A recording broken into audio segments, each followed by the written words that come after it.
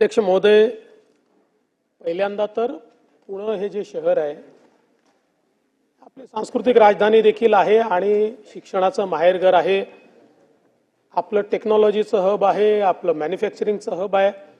तर मला असं वाटतं की पुण्याचा उडता पंजाब झाला वगैरे असं म्हणून पुण्याला बदनाम करणं योग्य नाही आहे. देशभरात त्याची बदनामी होते. उलट नाही वृत्तपत्र काही छापतात म्हणून जबाबदार लोकांनी असं बोलणं योग्य नाही आहे.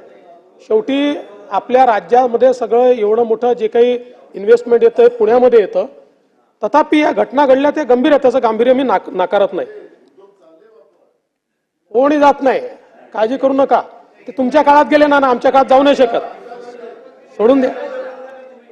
नाना भाऊ, हे जे रोज नरेटिव्ह तयार करण्याची सवय झाली आहे ना, यातनं खोटं बोलायची सवय लागेल. बरं, माझ्या मित्राला खोटं बोलायची सवय लावून घेऊ नका.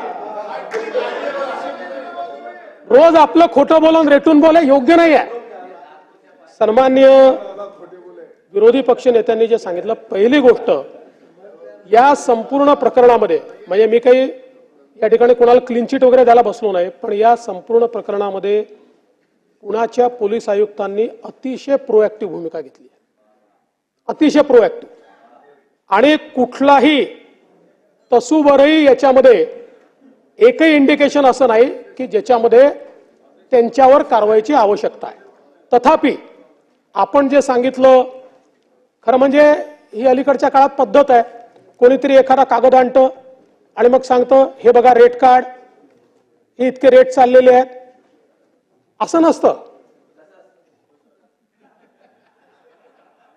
तुम्हाला जास्त माहिती आहे. रेट कार्ड म्हटल्यावर तुम्ही बोलले, तुम्हाला माहिती आहे. तुम्हाला योग्य माहिती बोलू नका. हे बघा, हे फार चुकीचं आहे. उपमुख्यमंत्री बोलत असताना असं बसून बोलणं योग्य नव्हे.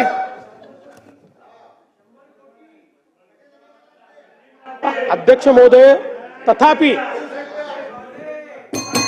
या ठिकाणी पोलिसांनी कारवाई केलेली आहे.